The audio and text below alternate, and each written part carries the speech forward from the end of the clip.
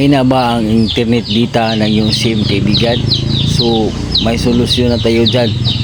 Matatagpuan po natin ito doon mismo lamang sa settings ng ating phone. Ganito kasi yan, kaibigan. Kung nanirahan tayo sa bukid, kung ang ginagamit nating signal ay hindi akma doon sa settings, ay mahina talaga ang signal ng ating phone.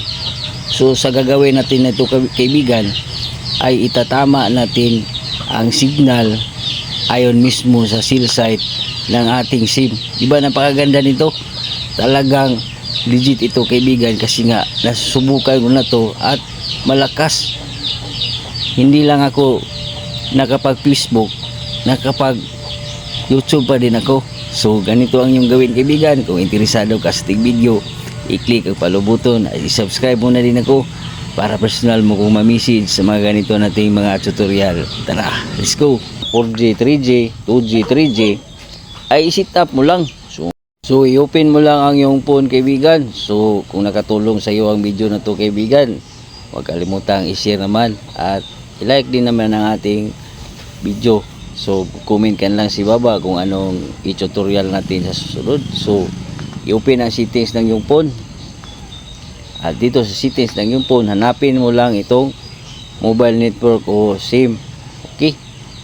At dito sa iyong mobile network, halimbawa, SIM 1 ang ating ginagamit, i-open mo lang. Kung SIM 2 ang iyong gusto, SIM 2 mo lang ang iyong i-open. Okay? Yan. So, mamimili tayo dito. So, hanapin mo lang itong preferred network type. I-tap mo lang. So makikita po natin na naka 2G pala, kaya walang signal. So ang ito po ay pagpipilian, kaibigan. Halimbawa, nanirahan kayo sa bukid o sa mga syudad o sa mga lugar na ganito lamang ang mga signal, naka 4G, 3G, 2G, 3G, ay i-set up mo lang. So kung pupunta ka ng bukid, ay ilagay mo lang sa 2G o 3G. So ang gagawin natin para malakas ang signal ay ilipat natin sa 5G. Okay? At antayin natin kung lalakas ba. O ayan, lalakas, kaibigan, ang signal data ng ating SIM.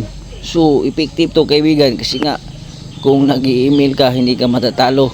At kung nag-Facebook ka, lagi kang nag-a-upload ng yung selfie.